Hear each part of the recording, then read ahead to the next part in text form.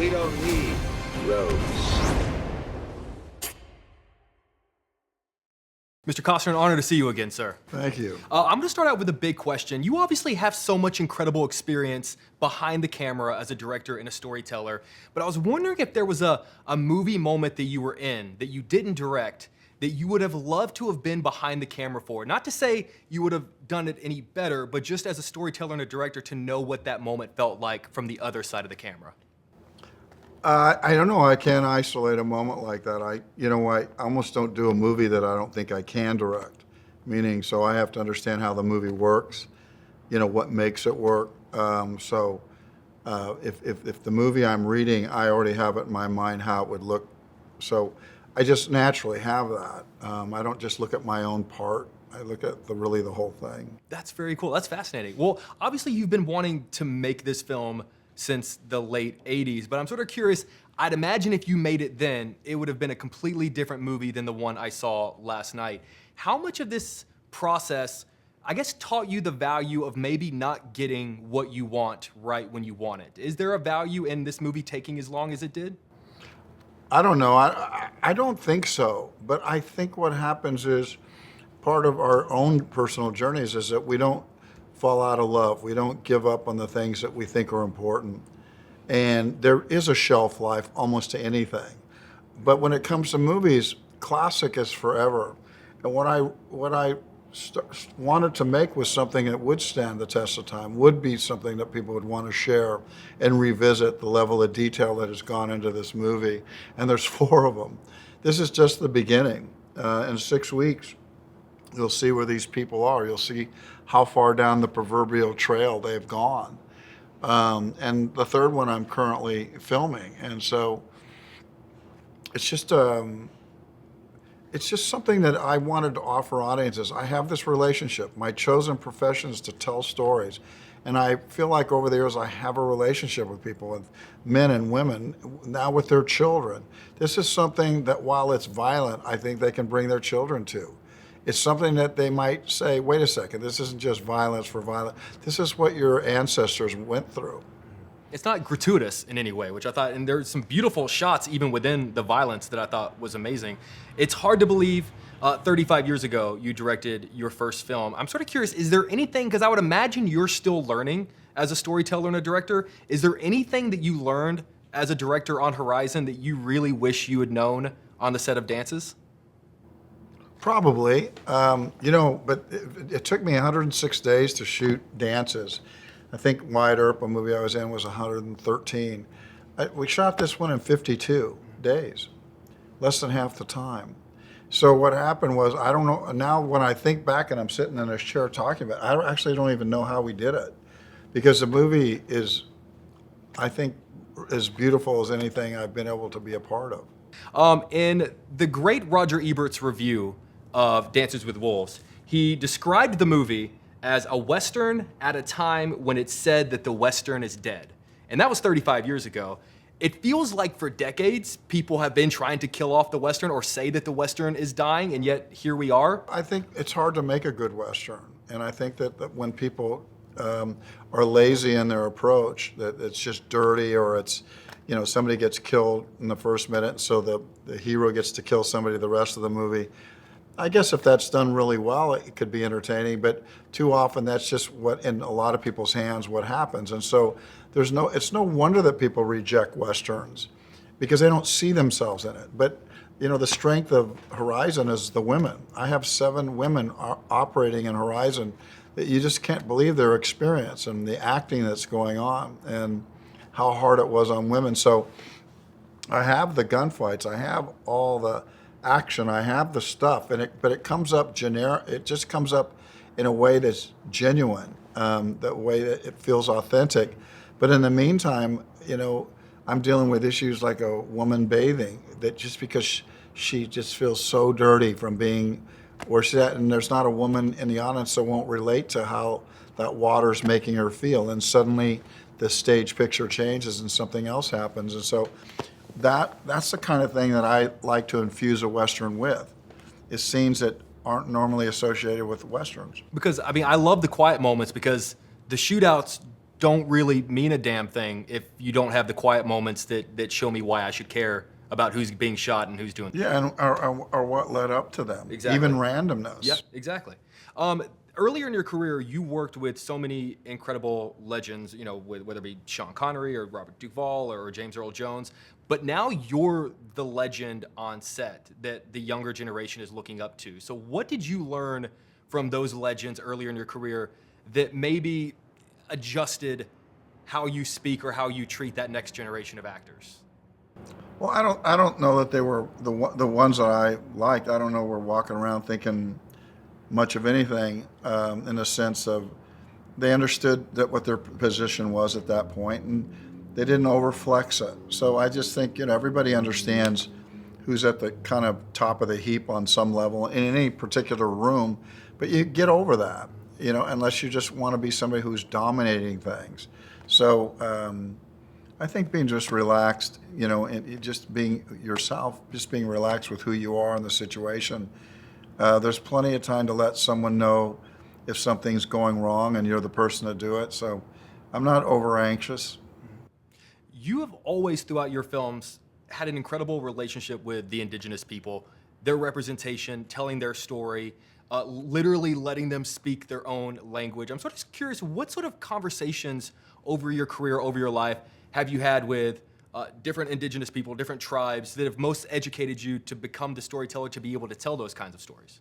I've had a lot of indigenous people come to me and thank me and say really wonderful things, and just makes you want to try to do better. It makes you understand what people yearn for is a level of authenticity when somebody's representing their own, you know, way of life. It's like a lot of athletes come up to me and are grateful that I could throw a ball, that I could catch one, you know. And so what I've done is at least honor them. It would make no sense for me to do a hockey things because I don't know how to skate, and that would be spitting on everything that a hockey player knows. And wait a second, that's not how we move. It's not how we think. It's not how we talk. So, you know, you enter worlds and you try to be authentic to them and represent the way people would move and sound. If you don't mind, I'd love to go back a little bit and touch on some of your earlier milestones, just to kind of learn some of the lessons that maybe that you learned from those. And if you don't mind, I'd like to start with The Big Chill, because that is the role that you were cast in is arguably the most important part in that movie, and a huge portion of your performance obviously ended up being cut out. I'm sort of curious how that experience taught you or prepared you in any way for disappointment in Hollywood at all? Well, a lot of people think that I needed to be more disappointed than I was. I mean, I would have liked to have appeared, but I realized the moment I got the job was a seminal moment. The moment I got the call, you have the job, and I'm driving home to my house, I'm thinking, I'm on the right track, I'm on my yellow brick road. I knew that. The outcome of the movie wasn't nearly as important to me as the fact that I got that job, got to watch a world-class director, was around world-class actors, and it helped my foundation. I have to tell you, the reason that Crash Davis is one of my favorite characters of your career is because he doesn't have the epic hero moment that a lot of sports films have at the end. He doesn't get the game-winning home run. In fact, even when he breaks the record, there's no pomp and circumstance. He does it in anonymity. Exactly right. And I feel like that really says a lot about work ethic and just doing it for the work. And I'm just sort of curious if that's something that you can relate to. Well, I just think there's a poetry to that. And when somebody as smart as Ron Shelton lets us see that, I got to play it. He's the one that wrote that. He's the one that sensed the honor in that men would understand, women would understand it equally. But what you just described means he got exactly his point across to you. This guy was willing to room with 18-year-olds just to hit a home run that he doesn't really even want to brag about. But there is something in his competitive spirit that makes him go there. So there's a nobility, a little, almost a romantic feeling about this guy. He's a rascal, and he doesn't care who's watching. He's just going to go do the right thing. Love that. I've got to tell you, I watch, as everyone does, Field of Dreams once, maybe twice a year. I was at the game when you walked out of the corn. One of the most magical experiences of my life. And that movie does something to me. Whenever I watch it, it makes me want to call my parents and make sure I've told them everything I wanted, just to say I love you or just to say I appreciate everything you've done. And I feel like it's about making sure that things aren't left unsaid. So when you were on that field, when you were in that corn, how did it affect how you communicate with the people that you love? I think that's the perfect line. It's about things that go unsaid in your life, and daughters and mothers and things in life. And we need to kind of even recognize some of our best friends and say, hey, look, you've been so important to me.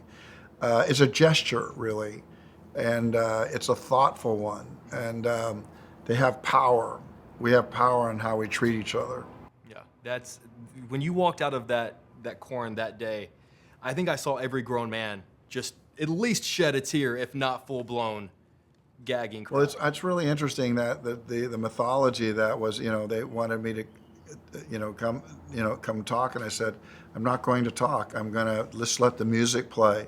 And some people said, well, we won't know what you're doing. I said, everybody in those stands will know what I'm doing. And I said, I think it'll have more impact if I don't say a word and the music plays. I said, I'll walk to the mic afterwards, but I'm hoping that you got that feeling. You holding that ball said anything better than any dialogue would have said, 100%. Growing up, I have an older sister whose favorite film was and is The Bodyguard. So as a young kid, I remember being taken to the movie theaters to go see it, watching it over and over again on VHS. So I remember exactly where I was the first time I heard Whitney Houston sing I Will Always Love You. And I was wondering if you remember the first time you heard her sing. Well, I heard her record it, and I knew boom, it had happened. But I was doing a press junket probably you've been there, at the Four Seasons in Hollywood, and it was for The Bodyguard, and it was the day it was debuted. And I walked out onto the balcony and I heard it on the radio. Whitney Houston, I Will Always Say, boom. And that little song never stopped playing. In Dances with Wolves, to sort of circle back around, John Dunbar says, I want to be enlisted in the West. I want to see the West before it's gone. And I feel like that's a dream that a lot of us can relate to some degree. Do you feel like by nature of the films that you've made and the characters that you've been able to play, that you got to live his dream? Do you feel like you've sort of got to experience the West that he always dreamed of? I think I probably have. I don't know anybody that's ridden with the buffalo the way we did. Hadn't been done for well over 100 years that way. And I was right in the middle of it. So I've gotten to live out some fantasies of living in another place and time, of saving the day, if you will. Mr. Costner, they're giving me the wrap. I just want to end by saying, sir, that I was raised on your films. I was brought to the movies and was taught what great filmmaking was by watching the films that you directed, the films that you've written, and the films that you've starred in. So it's an honor to be able to sit across from you, sir, and thank you for the extra couple of minutes. Well, I'm glad you took the time to talk about Horizon. It was a journey for me, one that I'm letting go of, and starting the 28th in June, and 6 weeks later, the second one. We're doing something that's never been done before, and everything I do is about that moment that I felt when I was a kid myself, when the lights went out and the light came on. I realized that something great could happen, and Horizon is that journey. I seriously could have sat there for another 3 hours and watched chapter 2 if you had given it to me. And well, seriously, an honor, sir. Thank you for your time. I really do appreciate you.